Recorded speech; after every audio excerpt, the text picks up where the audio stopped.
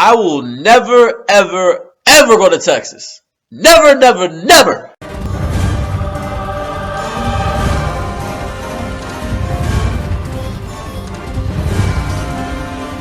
So the origins of Leatherface is revealed to us in an interesting way. So in this movie, I was confused. Back and forth, back and forth. I was confused, then I wasn't. It was like this throughout the whole movie for me. Which, don't get me wrong, makes the movie interesting, but at the same time pisses me off. Now, what I was confused about through the whole movie was who was Leatherface? Who was actually Leatherface? Like, in the beginning of the movie, they give you an idea of who Leatherface is, but then 10 years go by in the movie, then you're just completely lost from there. You know, sitting back and watching people get their legs hacked off with a chainsaw while other people are watching and applauding and stuff like that, you don't think it gets any crazier than that. Then you go later on in the movie to this one scene in the abandoned trailer at nighttime, and then, you know what? Just watch the goddamn movie. I'm not even going to talk about it in this review. Just watch the movie. You'll see what I'm talking about. Bottom line is, there are crazier people than Leatherface's family. Way crazier than Leatherface's family in the highest degree. Now, there are some crazy death scenes in this movie, like you should expect from a Leatherface movie or a Texas Chainsaw Massacre movie. But the most shocking death scene to me was when a deputy got eaten alive by pigs.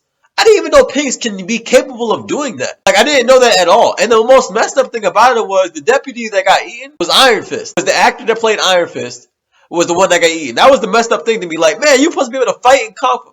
Stop. So the transition of Jed becoming Leatherface wasn't a smooth transition at all for me. And by the way, Jed is Leatherface's actual real name. Like, yeah, messed up things happen to Jed, like, you know, all other horror films, like there's an origin, something messed up happens to them, you know what I'm saying, and then they become evil and stuff like that. But yeah, certain things happened to Jed, like, that was messed up, but it wasn't enough for him to become completely psychotic and just go straight to Leatherface. You know what I'm saying? Parenting is very important, people, because the only conclusion I could think of the reason why he went that crazy was because the level of respect or love or whatever Jed had for his mom is the reason why he became crazy like that. Because obviously Jed's mom was just crazy as hell. And Jed, you know, his mom was, you know, responsible for making everybody in their family crazy. And to add on to that, he was a pretty sane dude throughout the whole movie. Like, there was nothing really wrong with him. He was just a normal guy. You know what I'm saying? Just a normal guy throughout the whole movie, which is why it was hard for me to see him being Leatherface. That's exactly why it was hard for me. But then, as you know what I'm saying, if you take into account the first scene of the movie, which showed the kid version of the dude that I thought was Leatherface wasn't the kid that actually received the chainsaw for his birthday.